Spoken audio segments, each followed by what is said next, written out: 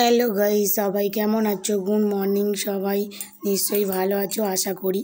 আমরাও খুব ভালো আছি। তো আজকের আমরা চললাম আমার মায়ের ডক্টর দেখাতে এক জায়গায়, মানে এক জায়গায় বলতে সেটা ওটা মল্লিকপুর জায়গাটা আমি কোনোদিনও কোথাও যাইনি, আজকে ফার্স্ট টাইম গিয়েছি।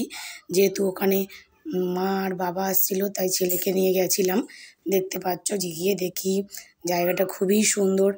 চারিদিকে কি সুন্দর বাগান লাগানো রয়েছে, চারিদিকে ফুল গাছ ও নানান ধরনের গাছ লাগিয়ে রেখেছে এবং চারিদিক পরিবেশটা এতটা সুন্দর, এতটা মনোময়, মানে মনোরমটা এত ভালো লাগছিল যে তোমাদেরকে বলে বোঝাতে পারবো না।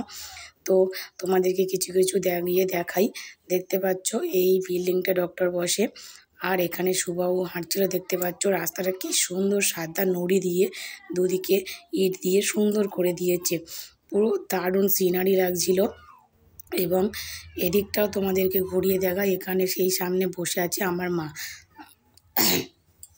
কারণ আমি বাড়ি থেকে গিয়েছিলাম দেখা করতে, যেহেতু ওই তো সামনে বসে আছে, এটা হলো আমার মা সামনে বসে আছে, বসে বসে আঁশফল খাচ্ছে। দেখতে পাচ্ছ যে চারিদিকে গার্ডেনগুলো। আর যে আমরা সামনে বসে আছি, পুকুরের মাছগুলো এত খিলবিল করছিল, তার মধ্যে আবার সুবাও আম খেতে খেতে আমের ছালগুলো নিয়ে দিচ্ছিল, যে মাছগুলো কেমন করছে দেখো।